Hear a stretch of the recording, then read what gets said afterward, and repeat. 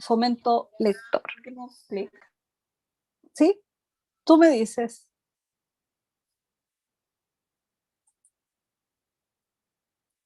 Vamos. Chiquillas, ¿ustedes van a grabar? Sí, estamos ya al aire. Hola, Ya. buenas tardes a todos y a todas. Bienvenidos, bienvenidas. Iniciamos un nuevo ciclo de este espacio que nosotros añoramos, que ha sido muy significativo, tanto para la Universidad de La Serena como para el municipio, como también lo fue para la Corporación Municipal en el primer ciclo.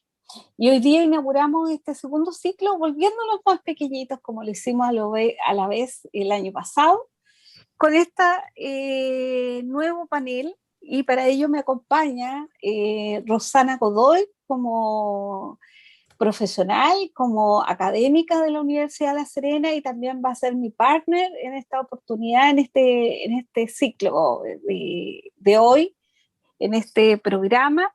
Ella además pertenece a la carrera de educación parvularia y tiene otros pergaminos que ahí vamos a ir conociendo. Rosana, por favor. Buenas Bueno, tardes. hola, Lucía, hola, bueno, Lorena, Jennifer y Carola, un gusto. Como decía Lucía, hemos estado reflexionando, ¿no? En torno a cuán importante es que en los distintos espacios, especialmente hoy día hablando de esta realidad que se impone y donde en realidad hoy día no nos encontramos necesariamente con los niños y las niñas en las escuelas o en las salas cunas, qué tan importante es que se generen, ¿no es cierto?, esas instancias para poder amar la lectura. Así que feliz de esta conversación. Bueno, y también tenemos dos invitadas espectaculares. Tenemos a Lorena Arena, ella es bibliotecóloga, ella ha trabajado mucho tiempo en el ámbito de fomento lector, ella es máster en literatura infantil y juvenil, asesora independiente en fomento lector y con una extraordinaria experiencia. Lorena, bienvenida. Oh, muchas gracias por la invitación. Saludar a Carola, a Rosana, bueno, ya los que nos están viendo, y súper agradecida de estar acá y gracias por lo de gran invitada. Pero por supuesto, pues, y partimos por ti como parte de la casa, porque tú has sido un pilar fundamental en todo este trabajo de fomento lector, no solamente ahora, sino que a lo largo de tu trayectoria. Y también invitamos a Carola Martínez, al otro lado de la cordillera. Carola, bienvenida, una chilena arraigada en, en Buenos Aires, pero tú me decías precisamente, me hacías una aclaración recién en la previa. Yo la voy a, antes de pasarte, o sea, de darte el pase, perdón, ella es escritora, editora y librera, experta en fomento lector, encargada del plan de lectura de la ciudad de Buenos Aires, Argentina. Así que bienvenida, Carola, un gusto, qué rico que estés con nosotros, muchas gracias por darte este tiempo, así que bienvenida. Hola, Lucía, ¿cómo estás? Hola, Lorena. Hola, Rosana. Un gusto conocerlas. Muchas gracias por la invitación. Estoy muy honrada de estar participando de esta charla. Y bueno, lista para empezar a charlar y a pensar cómo se hace un lector, que son preguntas que nos están dando vuelta en la cabeza todo el tiempo, a los que trabajamos y a las que trabajamos en esto. Sí, tú ya arrancaste con la primera pregunta que tenemos preparada para todos, así que vamos, como dicen por allá, vos dale.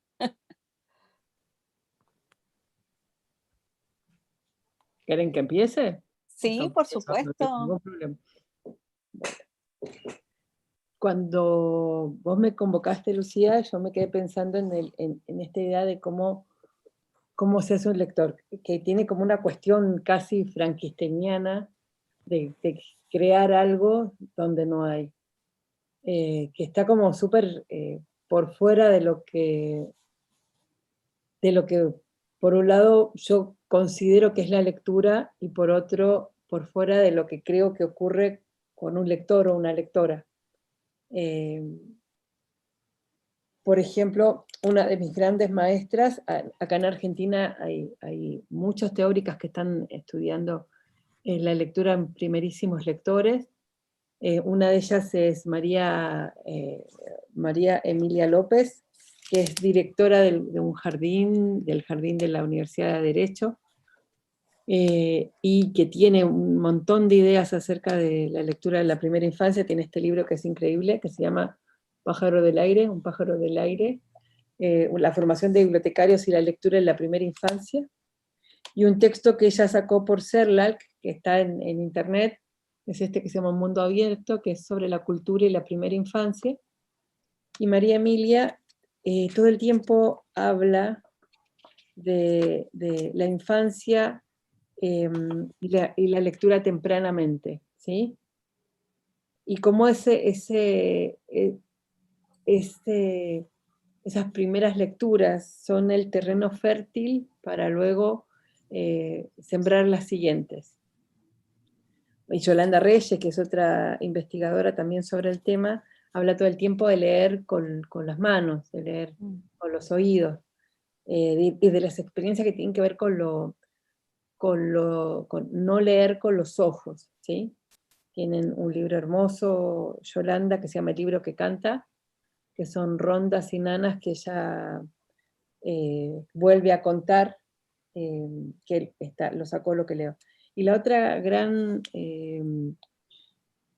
maestra mía es Laura de Betas, que además es escritora de libros para niños y niñas, y ella tiene un concepto que a mí me parece fundamental para pensar en la lectura en la primera infancia. Y el concepto que ella construye, y que abarca más que la biografía lectora, que tiene que ver con la lectura de grafemas, es la lectura, es la construcción de un camino lector que parte desde todo aquello que uno aprende con los oídos, ¿sí? En un libro muy hermoso que se llama La construcción del camino lector, que es este, Querer comunicarte, ella tiene, les voy a leer un segundito, solo para, espérenme un segundo, porque por supuesto ahora con los nervios se me perdió. Acá, donde ella está hablando de cómo se construye este camino de lectura. Espérenme un segundo. Lo podría leer de memoria, pero acá, ella le llama textoteca interna, que son todos los textos que ingresan en la niña o el niño, en el bebé o la bebé, por los oídos. Dice, ¿tenemos la conciencia de los textos que llevamos adentro? Cada uno de nosotros fue construyendo una textoteca interna armada con palabras, canciones, historias, dichos, poemas, piezas del imaginario individual, familiar y colectivo. Textotecas internas que se movilizan y afloran cuando se relacionan entre sí.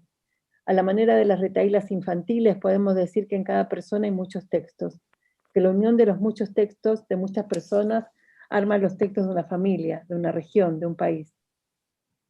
Y más adelante dice, estos textos constituyen el piso para que la literatura tenga presencia cotidiana, el lugar en el que se pueda hacer pie para dar paso natural hacia la lectura en el sentido más creativo, para que cuando llegue el momento se pueda hacer crecer lo que se tiene. Y me parece que ella habla de esto, de la necesidad de crear un substrato para que luego, cuando tengan que ingresar a lo alfabético, tengan un cimiento y que puedan construir desde ahí. Y que por supuesto la lectura comienza desde la más temprana infancia, y que uno de los grandes problemas que tenemos con la lectura para niños y niñas muy pequeños es que en general los materiales para nenes y nenas son muy caros. Entonces hay una tensión de la necesidad de lo que, o sea, de qué necesitan para convertirse en lectoras y lectores y lo que nosotros podemos proveerles, ¿sí? Y de lo que tienen a disposición. ¿Sí? Interesante postura, sí, y muy cierta, lamentablemente. Lorena, por favor. Sí, yo a la pregunta de si se crea cómo se crea un lector, a mí me dio risa porque como estábamos hablando de la primera infancia, yo primero leí se cría, de crianza. Entonces, como que ahí me hizo más sentido, es divertido, porque dije, claro, uno no crea, cría. De hecho, cuando uno tiene un hijo, uno no crea un hijo, que es raro, porque uno en realidad crea un hijo, pero no dice yo creo un hijo, sino que uno dice yo crío un hijo. Y con esta pregunta, lo siguiente que me saltó fue, bueno, ¿y entonces qué es un lector? Porque me imagino que los que nos quieren ver, o no sé, o los que nos están viendo en este minuto, los que nos verán después, se preguntarán, bueno, ¿cómo vamos a criar o a crear algo si no sabemos qué es eso? ¿Qué es eso? Y ahí, bueno, hay harta literatura al respecto que los definen, digamos, dependiendo del ámbito. Yo con la que me quedo es de una investigadora que se llama Michelle Petit, que dice que uno de los componentes de un lector, y aquí es donde uno se le enreda como más todavía el tema, que uno de los componentes de un lector es que un lector hace una lectura de manera reflexiva, y que es un proceso complejo, ¿ya? Por tanto, ahí uno de alguna forma desecha ese lector que podría leer una etiqueta, a lo mejor, y que no entiende, por ejemplo, lo que está diciendo ahí en la etiqueta o en la instrucción para preparar algo. Por tanto, deja fuera como harta gente que dice que lee, ¿ya? Y en el caso para mí específicamente de los niños y de la primera infancia, yo siento que como uno tiene asociado la lectura a la lectura de grafema, uno en la primera respuesta es decir, pero no, si ellos no leen, ¿cómo van a...? Y ahí me surge para mí, un personaje muy connotado que es Paulo Freire, que él dice que nunca entendió la lectura como algo que solamente está relacionado con el aula, con los grafemas, sino que con la comprensión del mundo.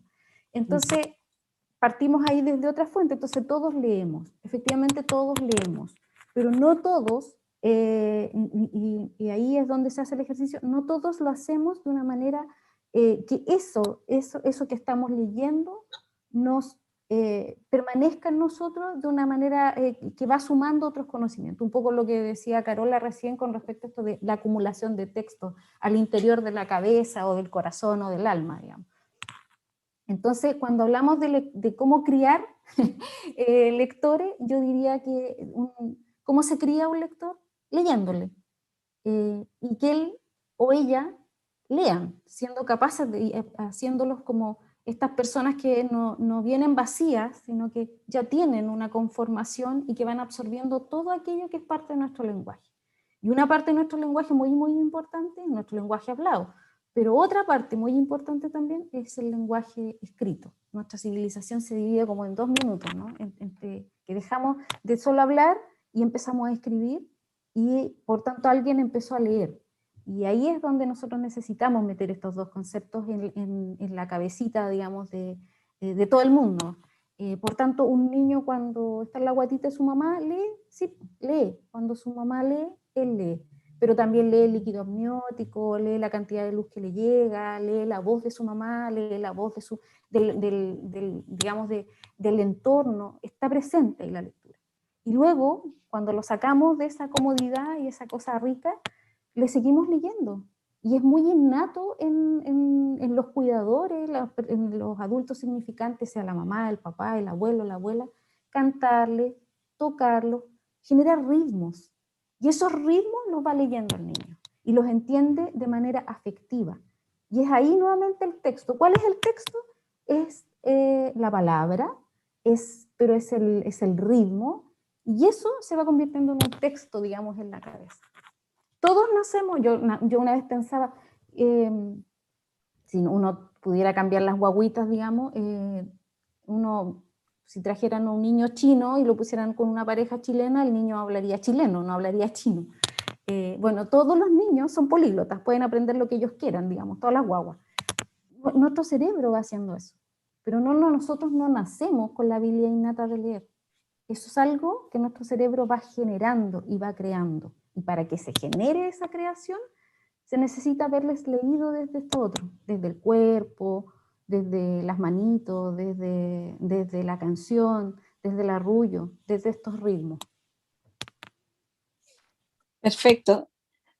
Rosana, eh, tú nos podrías decir tu opinión y yo, antes de eso, vamos, ahí te terminas de preparar, quiero saludar al público, voy a mirar acá tenemos casi 50 personas viéndonos en este instante, y a Lucía Araya, Jocelyn Trujillo, Flor María Pavés, Pamela Olivares, Carmen Luz, Lorena Llanos, Astrid Donoso, Macarena Bordones, Paula Alfaro, Fabiola, Rosita, Cecilia, Macarena. Hasta ahí los vamos a dejar los saludos que están en este minuto que me envían. Las invitamos a que hagan sus comentarios y sus potenciales preguntas para nosotros irlas rescatando también a las panelistas. Ahora sí, por favor. Bien, las escuchaba con mucha atención, ¿no? Y la pregunta inicial parece que se desplaza un poquito, y más allá de plantearse cómo se crea, ¿no?, un lector, pareciera ser es que qué se conjuga, qué se integra y de qué manera se generan ciertas condiciones que habilitan la generación de esa capacidad lectora, porque somos lectura. Cuando los niños, como lo decía la Lore ahí, cuando los niños nacen, el primer encuentro que tienen, estas primeras experiencias significativas, lúdicas, vinculantes, nos vinculan con los sonidos y con el gesto, ¿no? En el arrullo, en los balbuceos, en ese encuentro y en esa conexión del bebé, el neonato, con su madre, con su cuidador, cuidadora. Y creo que en esos escenarios cotidianos es que entonces se empiezan a generar la matriz de lo que es aquello que nos habilita como lectores. Claramente entonces lo primero que podría decir que no quiero hablar de una condición para que no se vaya a leer como una cuestión externa, sino que esa trama vital está dada por los afectos, por el amor, donde el niño comienza a escuchar y a reconocer esos sonidos que son arrullos, que son cantos, sonidos que son palabras, pero que también son silencios. Y cuando pensamos entonces en la narración como esas expresiones, ¿no es cierto?, de sonidos, de gestos, de imágenes, de silencios, es que comenzamos a complejizar esa trama de ese escenario que habilita a quienes podrán amar la lectura. Creo que el espacio del amor no puede ir no acompañado de la libertad.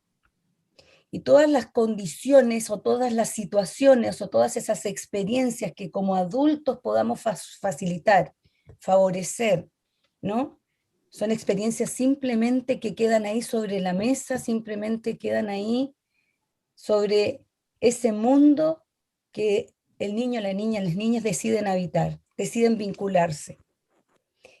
Por lo tanto, esas narraciones, esas experiencias sonoras, como hoy día justamente me trae al recuerdo, revisando algunas de las propuestas que nos hace Kandinsky cuando nos habla, ¿no es cierto?, de las narraciones sinestésicas.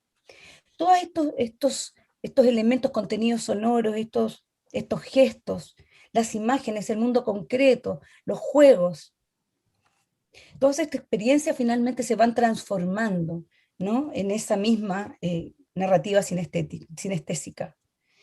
Cuando escuchamos una palabra y la sentimos, cuando escuchamos una palabra y reconocemos sus colores, cuando escuchamos una palabra o el susurro, y en realidad lo que hacemos es, más allá de una representación, es una vivencia, ¿no? Porque nuestro primer libro es nuestro cuerpo. Y en esa experiencia es que comenzamos entonces a reconocer, ¿no?, que las palabras, más allá de asirnos de ellas, como un vocabulario que podamos incorporar en los primeros años, es aquella forma, ¿no?, de habitar esas palabras. Y a mí me parece que es interesante hacer ese desplazamiento, entonces, no como la creación de un lector, sino que más bien como aquello que vamos a posibilitar para que se genere, ¿no es cierto?, en los niños, en las niñas a muy temprana edad, desde el vientre, a quien podrá el día de mañana reconocerse como un amante, un gozador de la lectura, y por cierto, de la escritura. Y Yo podría gracias. comentar. Volviendo, Carola, a tu experiencia como librera o librero, hay un fenómeno que se ha dado en los últimos 10 años, yo diría, no sé si tú corrígeme, respecto al auge de libros, o 15 años diría, de mucho auge de literatura infantil y sobre todo libro álbum o otros formatos que se han ido desde estos libros app que se van armando con formatos que son mucho más entretenidos para los chicos y las chicas. Y lo otro, que es la segunda pregunta, es un poco ese, ¿cuál crees tú que ha incidido en ese fenómeno? Que hay mucho más público, por lo tanto, cómo se ha dado, cómo lo visualizas tú. Y lo segundo también tiene que ver con este proceso que va decayendo en las intervenciones de ustedes, que tiene que ver con los procesos de mediación. ¿Cómo hacemos desde la persona que no tiene formación formal, digámoslo, en estos procesos de mediación? ¿Cómo se van generando este acercamiento? Y eso para todas las panelistas, por favor. ¿Carola? Sí. Primero, yo creo que la generación, digamos que la evolución y la cantidad de materiales que se catalogan como libros para niños y niñas ha ido en aumento, pero no los últimos 10 años, sino que es un mercado que se ha sostenido, por lo menos acá en Argentina. En Chile entiendo que es muy distinta lo que ocurre, pero como no conozco, no puedo opinar sobre eso. Acá es un crecimiento sostenido, y te diría que ahora lo que está ocurriendo es el declive, o sea, están sacando menos, muchas menos novedades que en años anteriores por el tema de la pandemia y la industria editorial que está en crisis, pero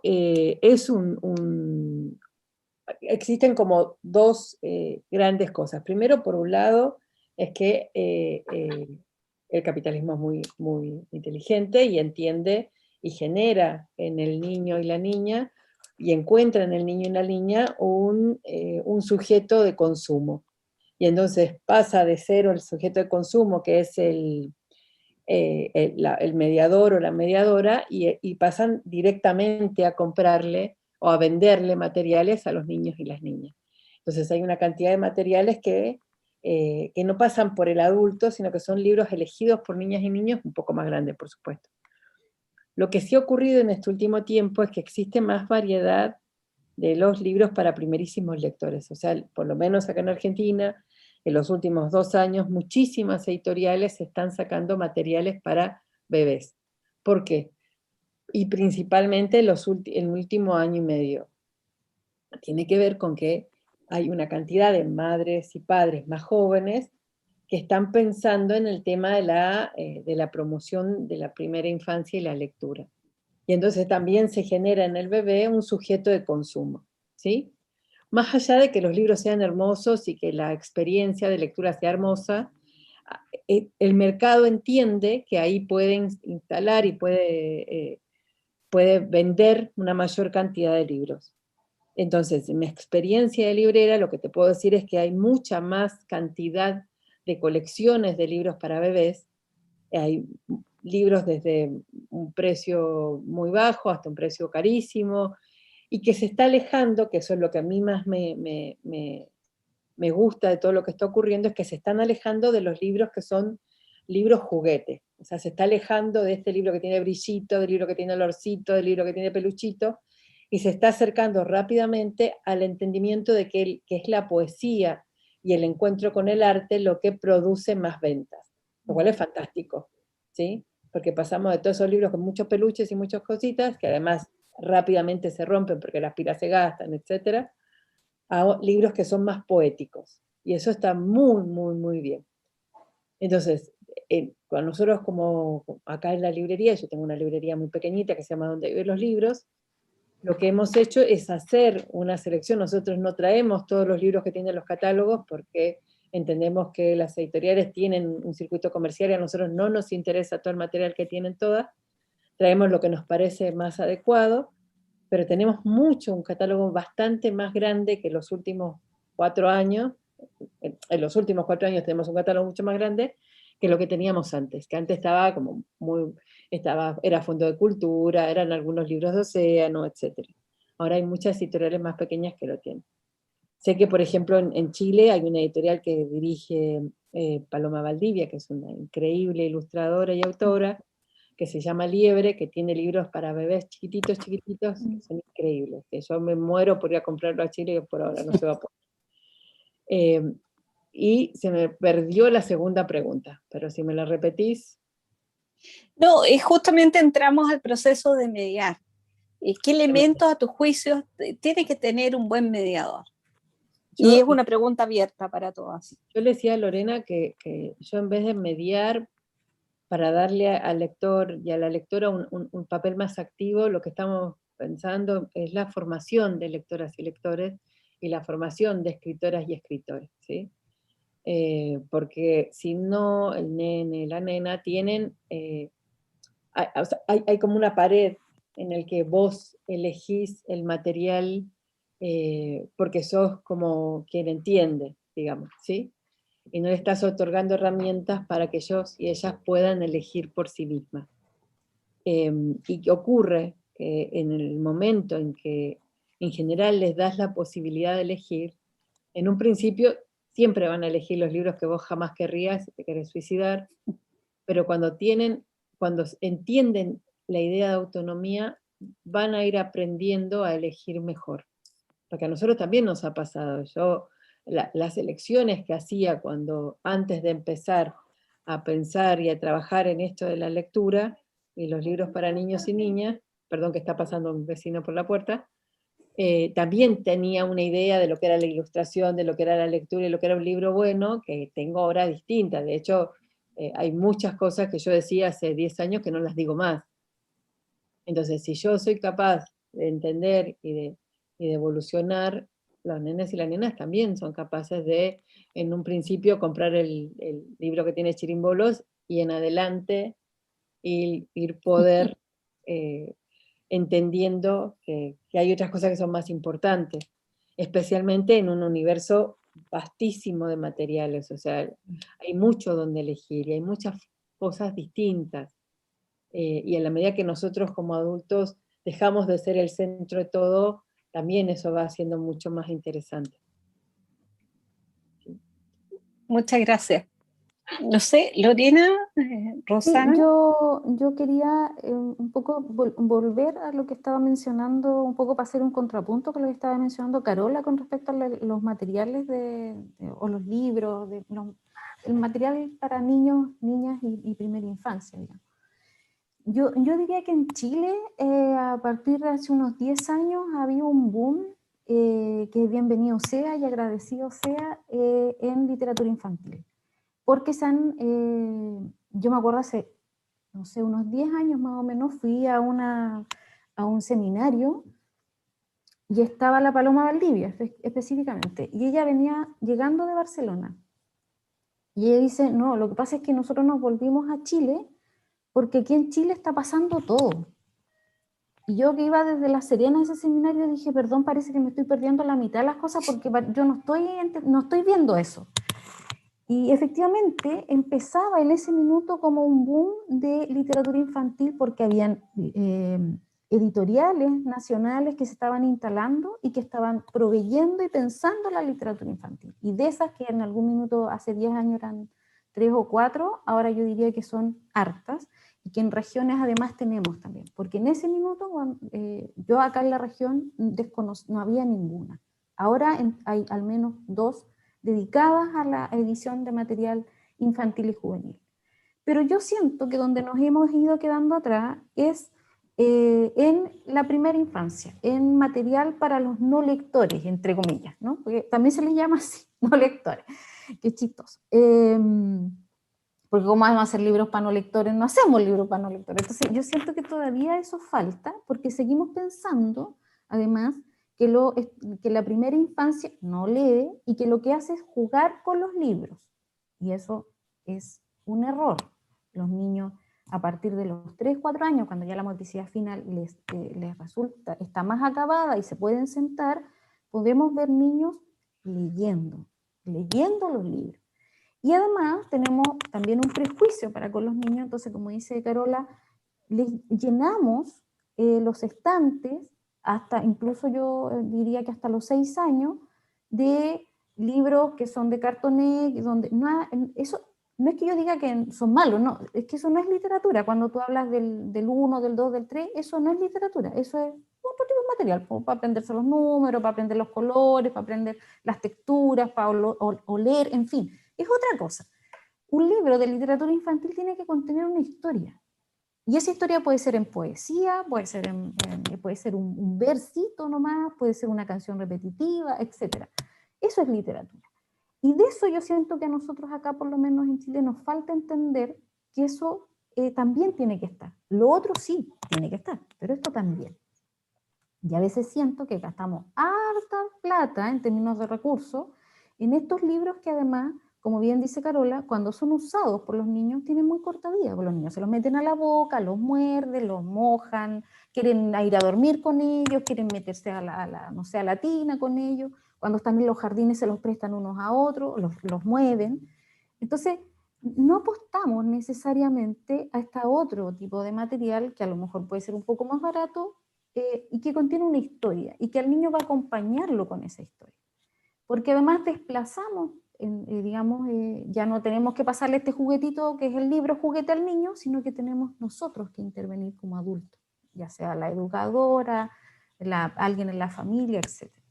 Y es ahí, yo siento, donde todavía tenemos una deuda.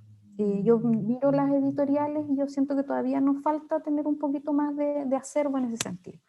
También me acordé de una frase de la María José Ferrada en algún congreso al que fui, y ella estaba haciendo una presentación que lo encontré tan bonita, que ella le preguntaron cómo ella se hizo lectora. Entonces ella decía que ella entraba a donde su papá estaba, y su papá estaba leyendo en voz alta los poemas de Neruda. Y lo veía tan entusiasmado leyendo a Neruda, que ella lo único que quería hacer era aprender a leer para leer lo que su papá estaba leyendo.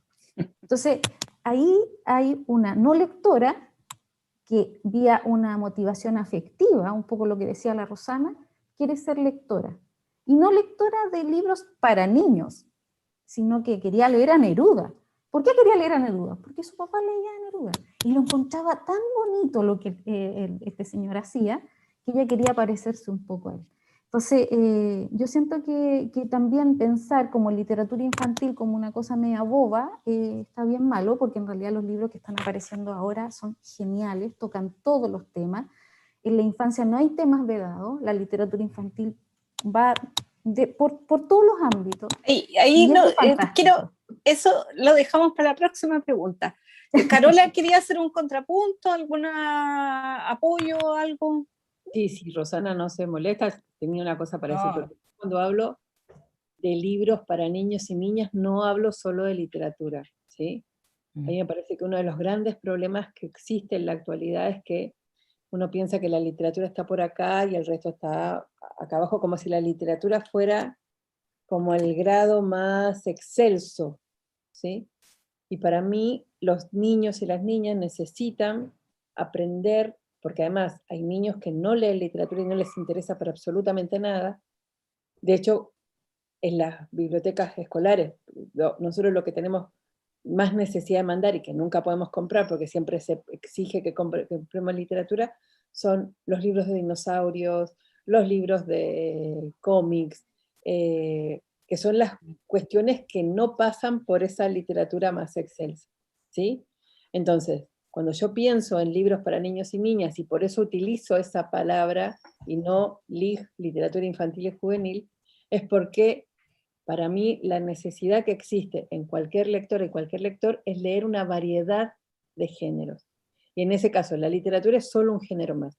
Hay niños y niñas muy chiquitos que no son lectores de literatura y no les interesa, porque son lectores de libros de ciencia. Claro. ¿Sí? Y Bueno, entonces, ahí yo quiero ir a otro punto, lo voy a tomar, guarda ese tema porque un poco de las materias. Rosana, para cerrar esta vuelta, por favor.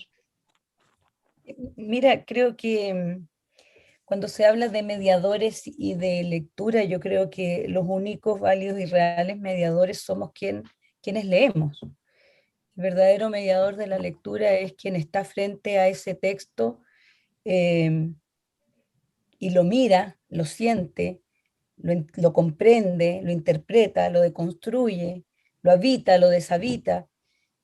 Ahí está el mediador, ¿no?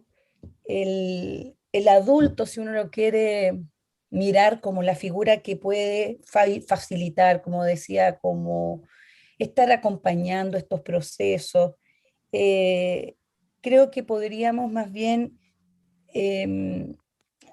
reconocerlo, ¿no es cierto?, como quien podría em, entregar, habilitar esas experiencias.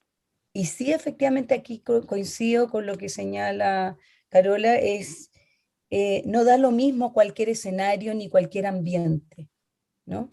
Ese ambiente que podría realmente despertar desde esa genuina y auténtica realidad del contexto, de ese territorio, de esa cultura, em, podría ser muy seductor y generar mucho interés para que esos niños y niñas realmente puedan, ¿no? Adentrarse en un amor por la lectura. Entonces sí creo que los adultos que podemos estar ahí alrededor no da lo mismo cuando un niño tiene a su alcance, aunque sepamos que hoy día no es el índice que va a determinar a lectores comprensivos, pero sí puede seguir siendo importante el tener textos a la mano, distintos tipos de textos, porque además sabemos, pensando en las personas que nos puedan estar escuchando, sabemos que no necesariamente los textos han de estar en una biblioteca o estar en una en una aula, como biblioteca de aula, o estar en una repisa en un armario en mi dormitorio, en el dormitorio del niño. Los libros han de estar en todos los espacios, ¿no? Muchas veces siempre ese ejemplo, el ejemplo cuando preguntamos, bueno, pero si tenemos libros en la cocina, claro, tenemos libros en la sala, sí, pues claro, tenemos libros en el baño, claro. Entonces, es mucho más cotidiano aquello, pero pareciera ser que no lo advertimos. Creo que entonces ahí hay una distinción entre quiénes son los reales mediadores y cuál sería un poquito el rol, ¿no?, de esos adultos que acompañan estos procesos. Creo que somos observadores.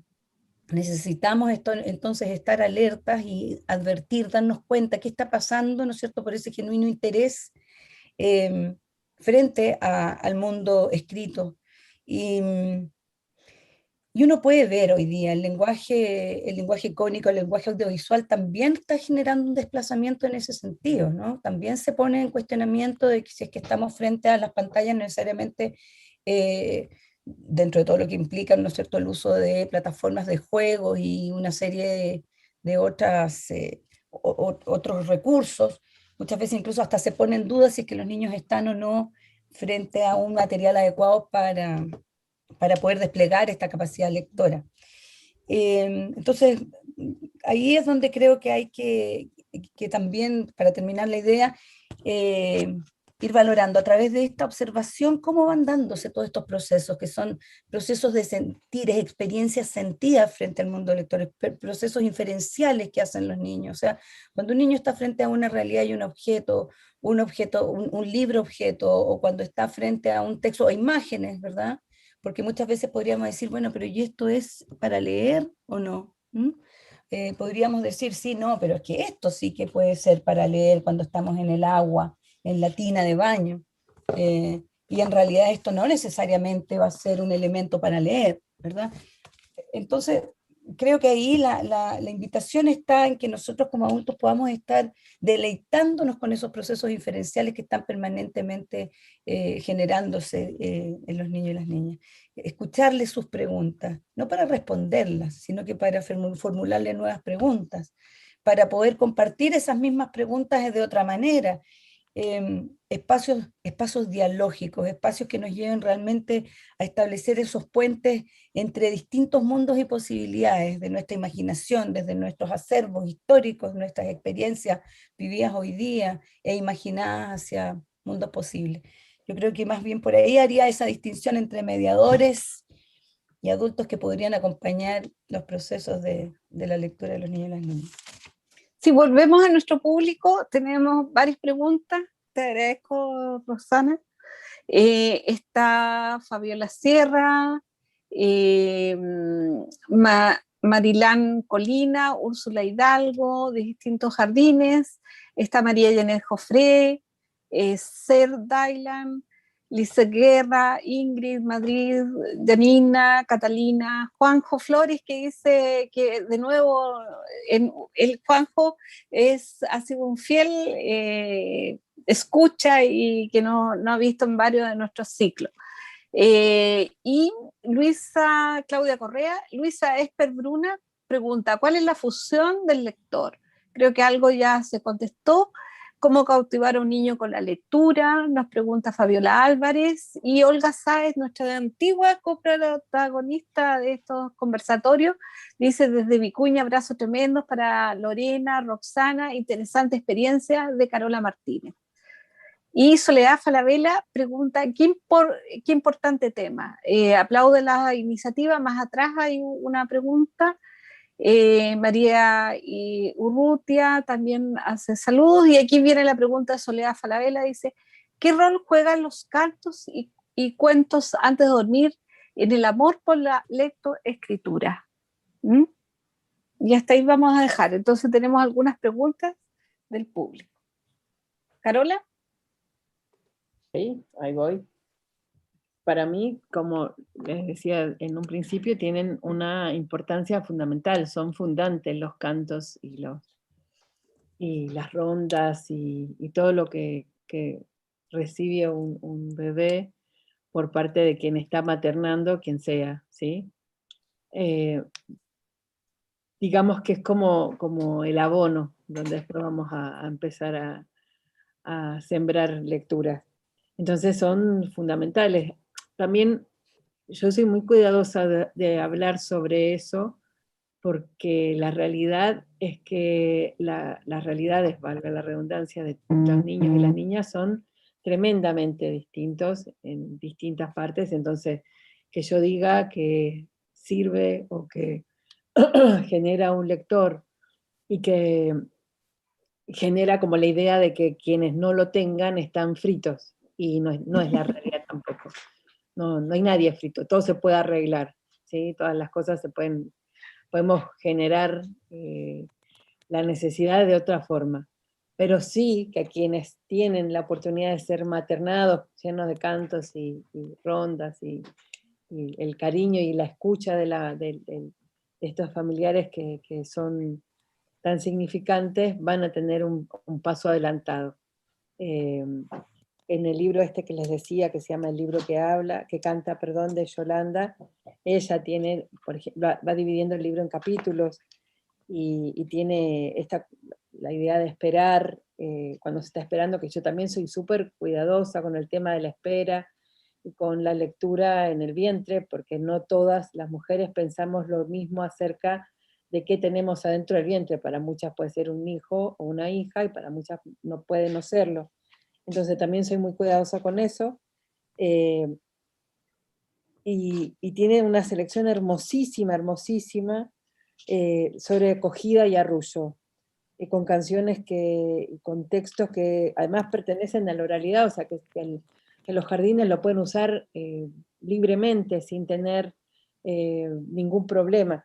Y hay un libro que acá salió hace muy poco, que es un libro hermosísimo que sacó Ojoreja, que allá en Chile creo que es Pehuen, si no me equivoco, que se llama Nidos que arrullan, que son cantos y arrullos de Latinoamérica, que además están se puede bajar de internet las canciones y los arrullos, porque están subidos. Tiene además unas ilustraciones increíbles de Laura Barsky, y les voy a mostrar por ejemplo, tiene Duerme Negrito, a ver si se ve ahí, y cantos de toda Latinoamérica, con esta idea de hacer que el vínculo con el arrullo y con la canción de cuna también tenga que ver con el lugar de pertenencia. Una de las cuestiones con las que más estamos trabajando acá en la Ciudad de Buenos Aires, con la gran cantidad de inmigrantes que han llegado, y con la necesidad también de anclar esos arrullos y esas canciones de cuna con el sonido que ellos escuchan en su casa, ¿sí? Para que no exista esa como disforia, me sale, pero no debe ser la palabra, entre lo que ocurre en la escuela y lo que ocurre en la casa, y los distintos sonidos del castellano o de otros idiomas. Pero eso, son fundantes las canciones de cuna y los arrullos.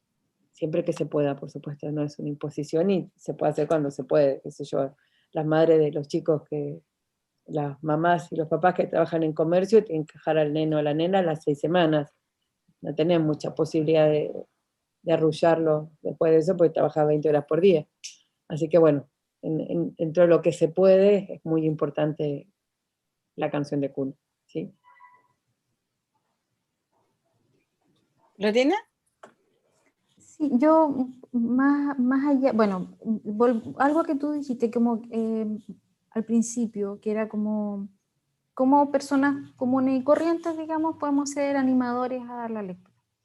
Bueno, yo creo que todos hemos tenido, los que somos lectores, hemos tenido como a un adulto significativo que nos ha marcado un poco desde esa perspectiva, en términos de que un papá que lee, como en el caso de la María José Ferrada, no sé, una mamá que lee mientras cocina, mientras hace esto, o se abstrae, digamos, en una lectura, y uno dice, algo estará haciendo mi mamá, que nosotros no podemos estar ahí porque mi mamá está leyendo, y así, y de alguna forma esa persona es nuestro animador a la lectura, nuestra historia personal.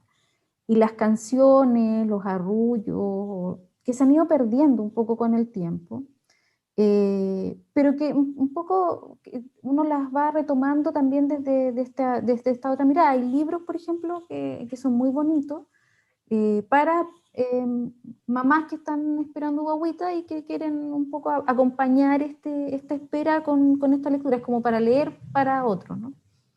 Y ahí retoman las retahílas, los cuentos, las nanas, etcétera, que a uno como que se le olvidan. Pero yo creo que lo que a uno no se le olvida es cuando a uno le gusta algo, uno siempre se lo anda diciendo a todo el mundo. Si a uno le gusta una canción, la anda cantando. Si a uno le gusta una serie, le dice, oye, pero ¿viste esta serie? Sobre todo ahora en estos tiempos. Si uno leyó un libro, dice, oye, tienes que leer este libro. Bueno, eso mismo pasa con la lectura. Uno contagia a otro. Y cuando uno quiere a otro, le obsequia con lo que más quiere. Y en ese sentido, este adulto significante puede cantarle, puede leerle en voz alta a sus hijos las noticias del diario, puede contarle al bebé lo que hizo en el día, y eso es una forma también de generar estos lazos que van a irse aumentando y van a ir generando estos textos interiores, y que como dice Carola, yo también lo creo. Yo no creo que alguien que... Yo la otra vez y siempre lo cuento, y disculpen si alguien no lo ha escuchado, pero lo voy a volver a contar. Yo participaba en un club de lectura, entonces llegó un señor y dijo, habíamos leído el libro, entonces él dijo, este es el primer libro completo que leo en mi vida. Y el señor debe haber tenido unos 60 años. O sea, y entonces la pregunta fue, entonces, ¿por qué usted está acá, digamos? Y la respuesta fue, porque me gusta venir a conversar. Entonces, para poder conversar, él se había tenido que leer el libro. Y lo había hecho al principio un poco a desgusto y luego a gusto.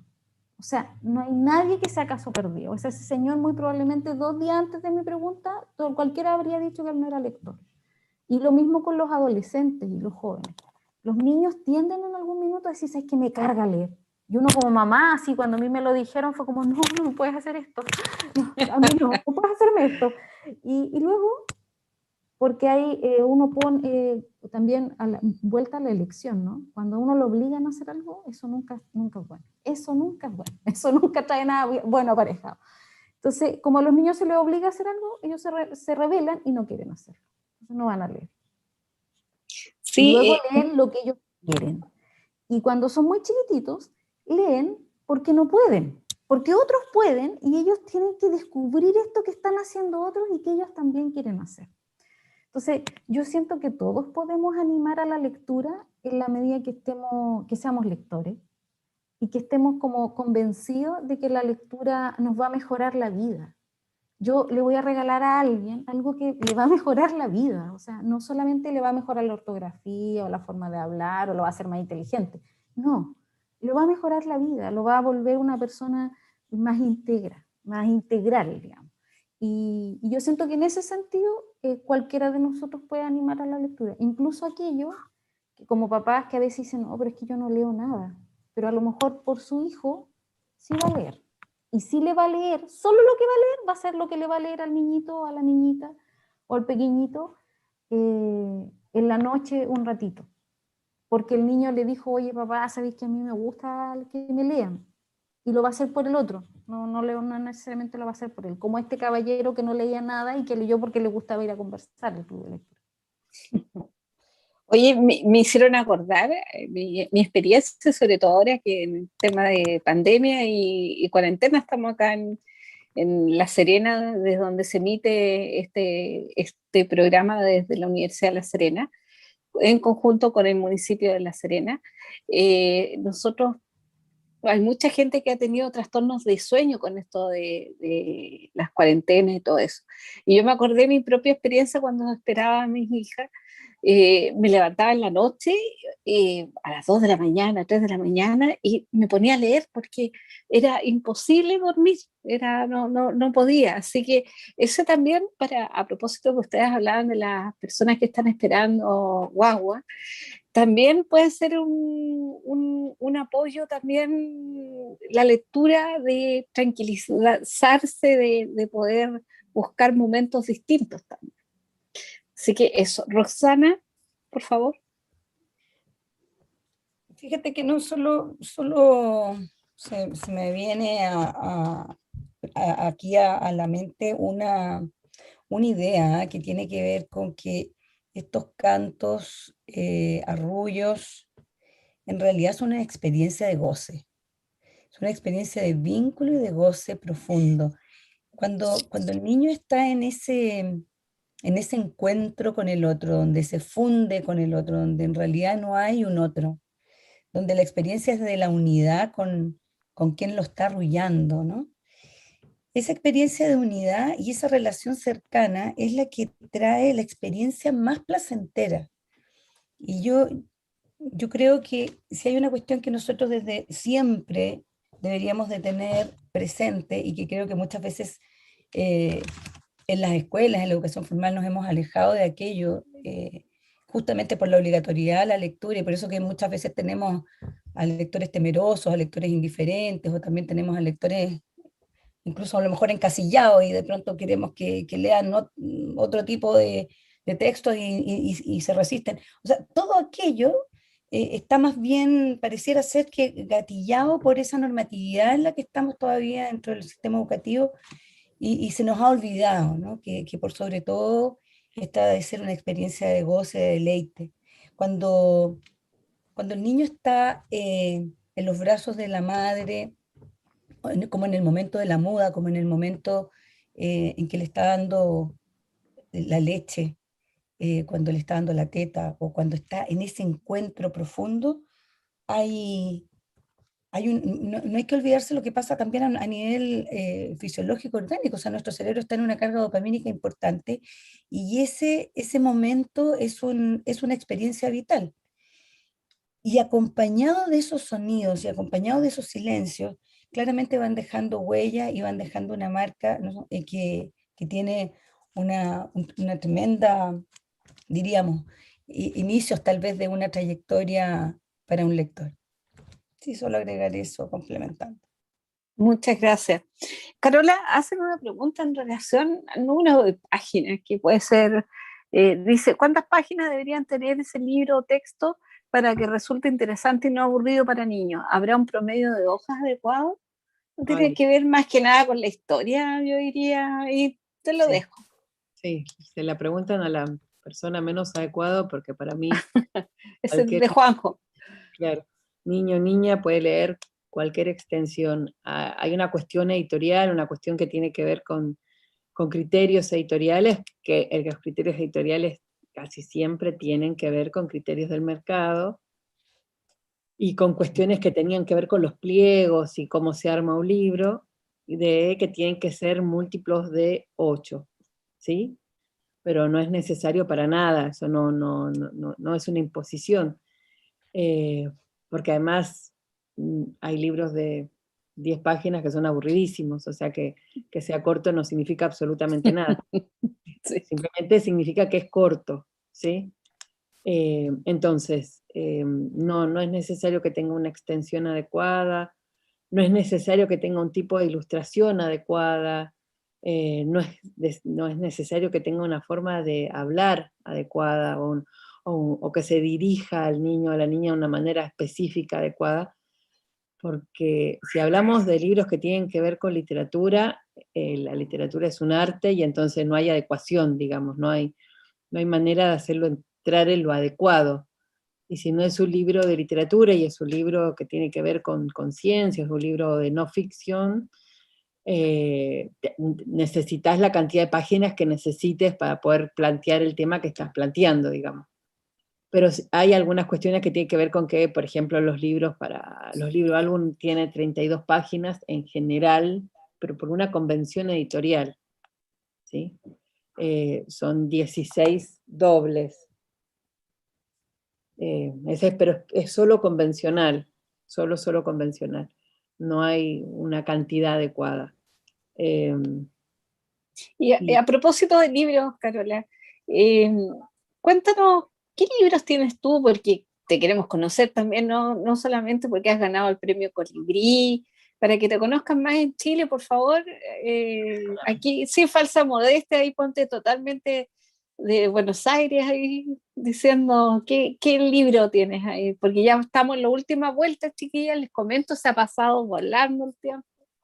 Sí, yo Dinos. tengo 2 libros editados, uno es Matilde, que es el que ganó la medalla Colibrí en el año 2019 por novela.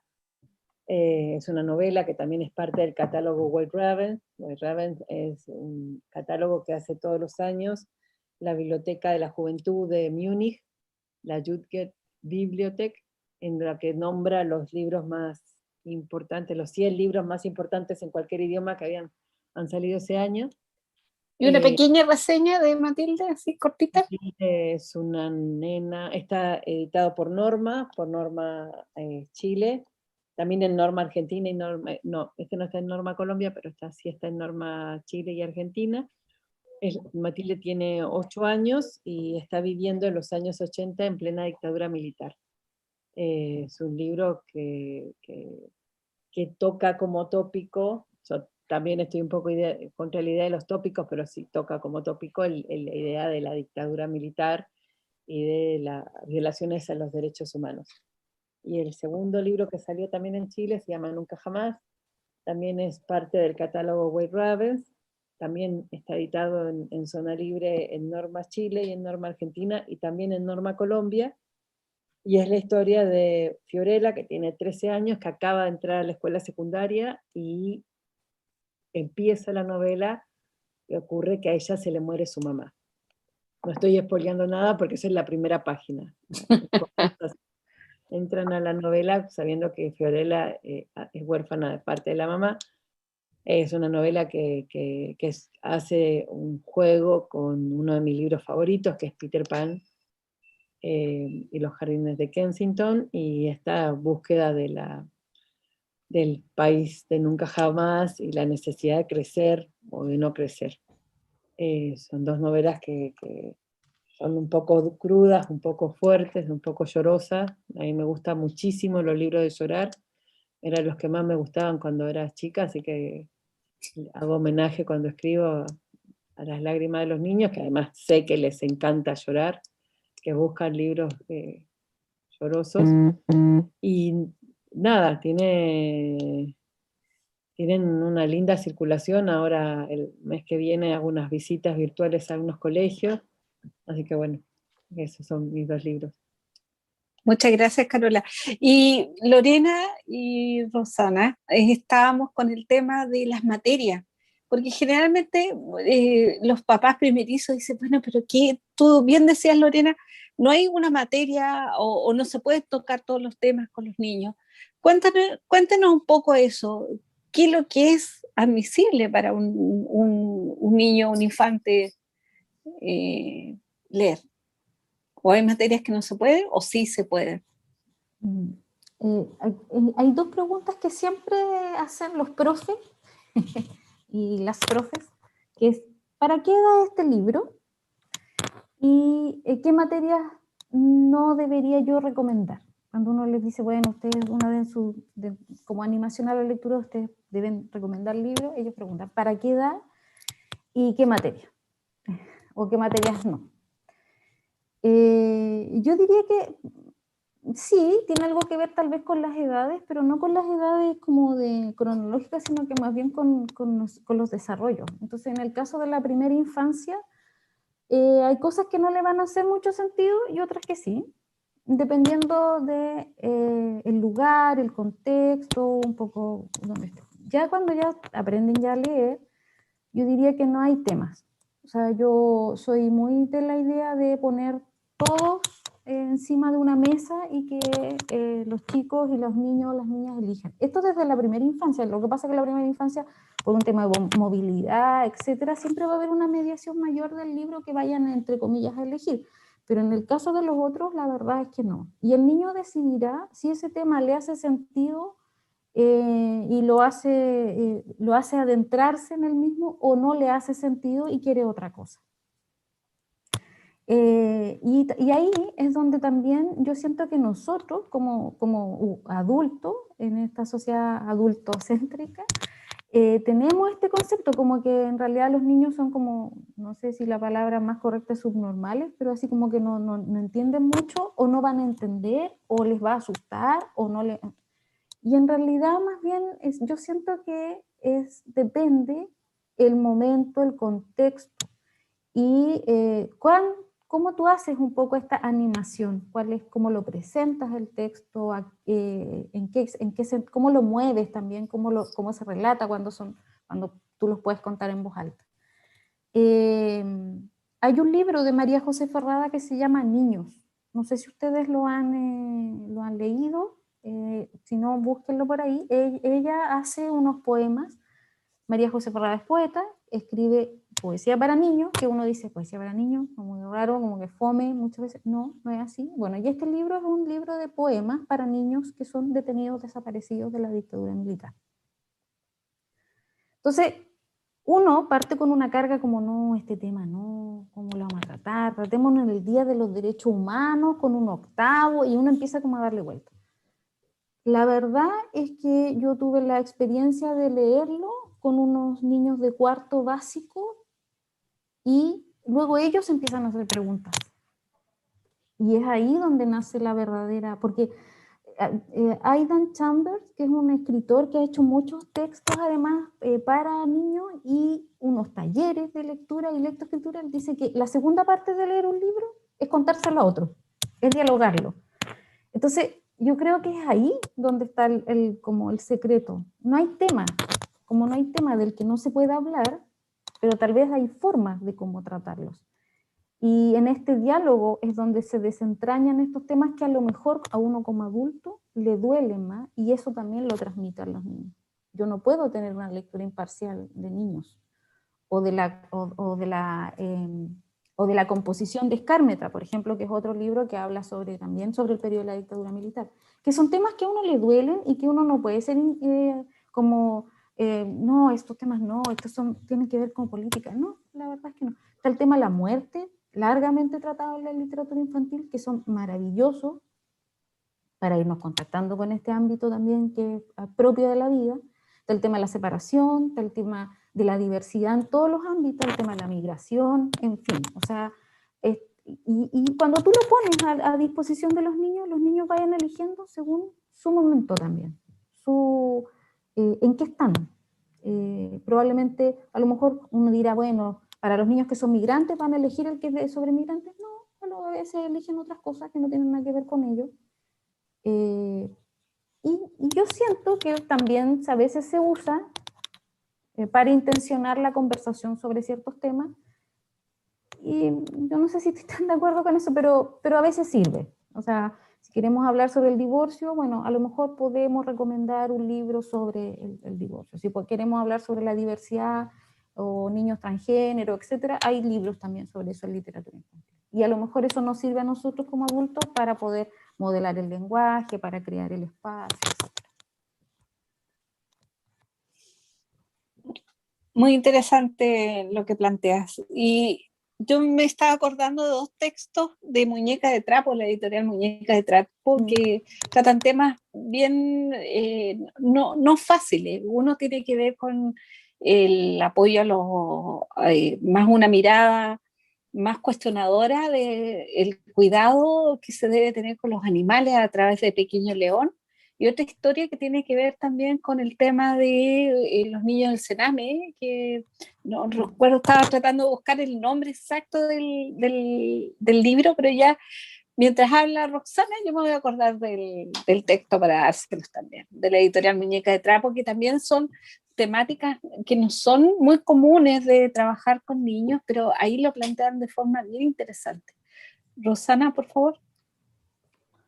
Mira, yo la verdad es que creo que este es un tema para estarse construyendo, pero, o sea, ni siquiera año a año, sino que, no sé, día a día, porque a mí los niños hoy día, las niñas me sorprenden con esa diversidad de intereses que tienen respecto de las temáticas, y no necesariamente supuestamente las que comprendemos como temáticas de interés infantil, la verdad. Eh, y creo que ahí nosotros tenemos que deshabitar ciertas representaciones o ideas que tenemos de aquello que incluso tipificamos como los supuestos libros que van a generar y asegurar, ¿no es cierto?, o que deberían ser leídos más encima por rango etario. O sea, hay mucho hoy día que se sigue encontrando respecto a cuál es el libro que se sugiere para los niños entre 1 y 2 años, entre los 2 y entre los 3 y los 5, qué sé yo, ¿no? Y creo que desde mi perspectiva, digamos, en una aproximación más bien pedagógica incluso, yo lo que creo que hay que tener claro de que nosotros vamos habitando distintos intereses y vamos generando distintas incluso eh, itinerarios lectores. Vamos de alguna forma, ¿no es cierto?, pasando o paseando en estas trayectorias que nos van llevando a ubicarnos en distintos intereses que tienen que ver genuinamente con nuestras propias vidas, con esas propias relaciones que vamos estableciendo. Entonces, para comprender, para sorprendernos, para deleitarnos, para informarnos, etcétera, ¿no? Entonces creo que ahí uno de los desafíos creo que más bien tiene que ver con favorecer esos paseos de reconocimiento de esos intereses.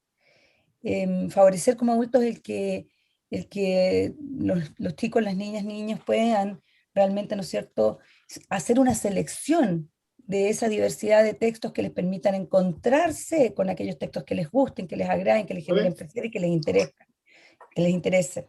Y por otro lado, creo que esa posibilidad, ¿no es cierto?, que en el fondo apunta más bien a facilitar la autonomía. Creo que son principios más bien los que me animan a compartir, más que decir cuáles o qué textos.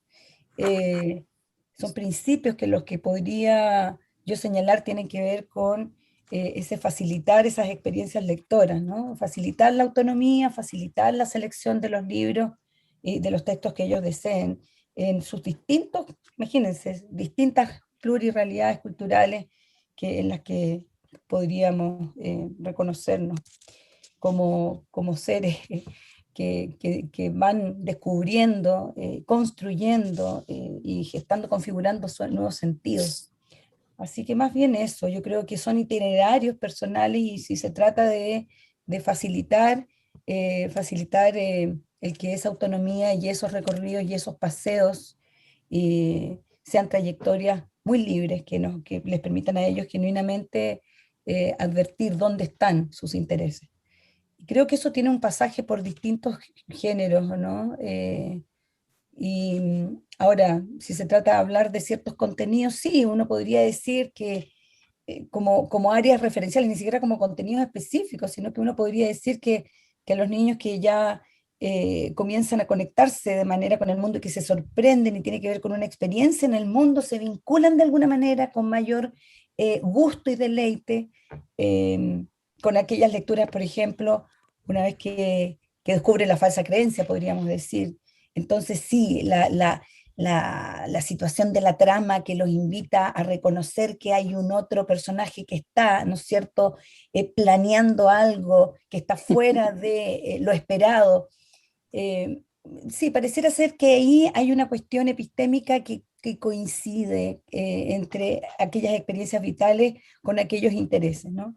Las teorías subjetivas en algunas investigaciones por ahí reconocidas tienden a decirnos que aquello que tiene que ver con sus propias vidas es aquello que ellos también extrapolan, vinculan y buscan del mundo para su propia comprensión y significado. Así que creo que por ahí entiendo que podríamos como adultos reconocer.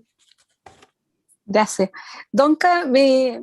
También me habla de Donca Castro, ahí me mencionan el nombre de la editorial, o sea, de la editorial Muñeca de Trapo, el otro libro ese del Sename, La niña que se escondía demasiado, se llama, de Jocelyn Pérez, sobre el hogar de menores. Entonces, ahí hay otra realidad que también es bien impactante y cómo surge todo. Aquí Sonia Castellano dice: las investigaciones y propuestas de la profesora Evelyn Torres en Venezuela son muy valiosas, completas y hermosas. Y Verónica Juárez dice: ambos libros de Carola son hermosísimos, doy fe. Y Luis Palencia dice: ciertamente ellos, a través de los libros con imágenes, ilustraciones grandes, son imaginación, los ayuda a estimulación verbal y comunicación acorde a la edad para los no lectores. Así que desde Venezuela también nos están mirando. Agradecemos la sintonía de todos y te doy espacio ahora, Carola.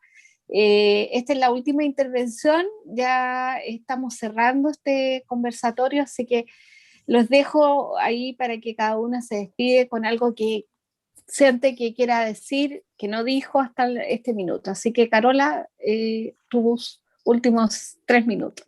Gracias. Primero, muchas gracias por la invitación. Muchísimas gracias a todas y todas las que nos estuvieron viendo.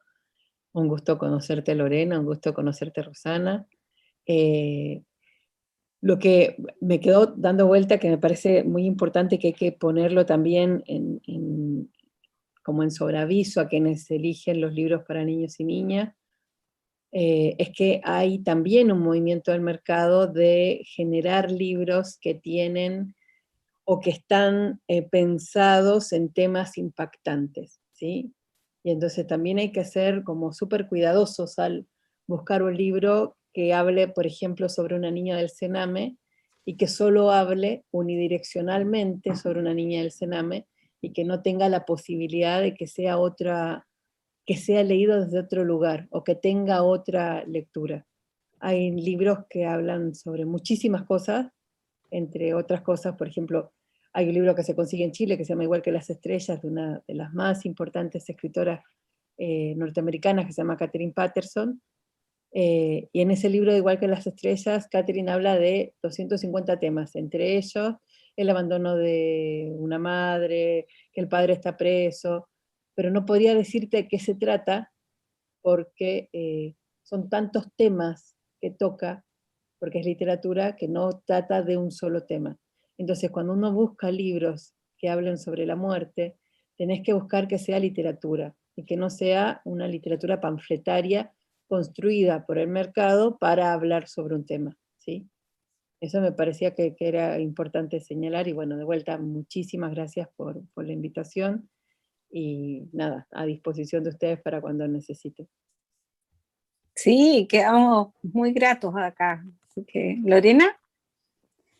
Sí, a mí lo que me gustaría tal vez también, a mí me ronda mucho también, que es que cuando uno conversa con los papás, y uno que también es mamá y que le ha tocado ir a reuniones de apoderados, los papás lo primero que te dicen es cuando la gente, el profesor dice, bueno, la lista de libros para el año, todos los papás dicen, oh, pues no va a gastar tanta plata, los libros son muy caros.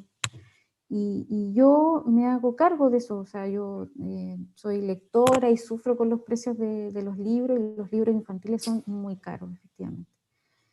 Pero yo siento que eso también, cuando uno como adulto dice eso, así como a voz en cuello, uno no dice eso con un celular, o no dice eso con otras cosas, con zapatillas, en fin. Entonces yo siento que hay que tener ojo también ahí, porque esa es como una primera respuesta, como, ah, no, yo no leo porque los libros son muy caros, es una primera respuesta un poco simplista, por decirlo de alguna forma. Están las bibliotecas públicas y están las bibliotecas digitales dispuestas tanto para niños como para adultos. Son gratuitas, ¿ya? Así que ahí es una forma también.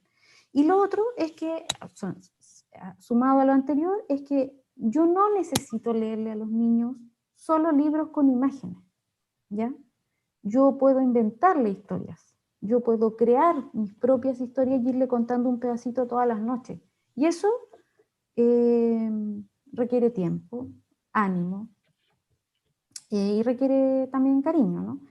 Y lo otro es que no todos los libros que tienen imágenes son para niños. Ojo con eso. Los libros ilustrados a veces son, como en todo, hay de buena calidad y de mala calidad, y hay unos que son literatura y otros que no, y otros que son otras cosas. Entonces, yo como recomendación, así como para ir, para el que no está mirando y es papá y quiere leerle algo en la pandemia a sus niños, a lo mejor no le lea nada, a lo mejor usted invéntele un cuento todos los días, un pedacito, y lo va a tener enganchado de todas maneras a ese niño o a esa niña. Porque lo que quiere ese niño y esa niña es que usted lo haga, que usted le cuente el cuento. A lo mejor no le importa si tiene dibujos, si no, en fin. Y creo que esa es como la primera transmisión del conocimiento que hicieron, digamos, los más viejos. Y mi abuela nunca me leyó ningún libro, mi abuela me contaba su vida, y también para mí resultaba increíblemente apasionante. Así que esa es mi invitación. Volver a los orígenes, sí. Mira, tal vez dos ideas o tres ideas, pero que también resuenan con lo que ya hemos estado conversando, ¿no? La recuperación de la oralidad, especialmente frente al tiempo excesivo que estamos frente a las pantallas, el salir de esos espacios, tiempos y poder realmente encontrarnos en ese sonido y en ese encuentro de conversaciones y por supuesto que de esas narraciones, ¿no? Las historias, cómo las historias se ponen y entretejen nuestras vidas. Por otro lado, entonces eso implica tiempos compartidos, tiempos de lectura compartidos, donde sea, pero en momentos en que cuando estamos advirtiendo que ese tiempo es un tiempo real de deleite y de gozo. No porque tengo que hacerlo todas las noches antes de dormir, no porque tenga que hacerlo, sino que porque todas las noches antes de dormir me gusta hacerlo. Y una cuestión que creo que es importante siempre, en este valor que tiene, ¿no es cierto?, la lectura comprensiva, el libro no se lee solo para ser comprendido, el libro se lee para poder generar y establecer relaciones más allá del libro, establecer relaciones con nuestras vidas, establecer relaciones con la cultura, establecer relaciones con otros libros. Nos pasa que habitualmente estamos obcecados, ¿no es cierto?, con el aporte incluso que podría tener o tejer esa, ese texto. Y a lo mejor lo que está en valor es justamente ese pretexto para poder encontrar horizontes que de verdad activen ese mundo de nuevos sentidos y significados. Yo creo que encontrar nuevas relaciones más allá del texto también es una invitación que me interesa compartir. Muchas gracias. Les agradecemos a las tres este tiempo que se han dado, y abrir este ciclo no siempre es fácil, y retomarlo de esta manera me pareció muy interesante el tenerlas como panelistas, el que habláramos de esta primera infancia, que siempre hay aristas distintas que aportar. Así que también le agradezco a nuestro público que nos ha estado viendo durante todo este tiempo, agradecer sus preguntas, su apoyo, y de los jardines infantiles también me dio mucho gusto ver a todas las chicas de Fomento Lector, de los jardines de la Corporación Municipal. Gabriel González Videlas, como has estado fiel ahí, y Lorena, tú que las tuviste también, y es bonito que las personas se sientan, que puedan hacer consultas, porque eso parte de esta sinergia que tenemos desde este espacio virtual, de poder también ser un aporte a las dudas, consultas de quienes nos están viendo. Así que a todos y a todas, mil gracias. Los invitamos a un segundo conversatorio. Vamos a estar con la temática de Gabriela Mistral en el mes de abril, el 16, con varios panelistas muy interesantes, y entre ellos, bueno, a un hombre de la casa de la Universidad de La Serena, Rolando Marzano, Soledad Falabella, y otros invitados, así que ya van a ver la gráfica. Y muy grata de estar con ustedes, así que muchas gracias, nos vemos. Gracias. Chao, gracias a ti, que estén todos muy bien. Un gusto, Lorena, Carola, que estén muy bien. Gracias, Lucía.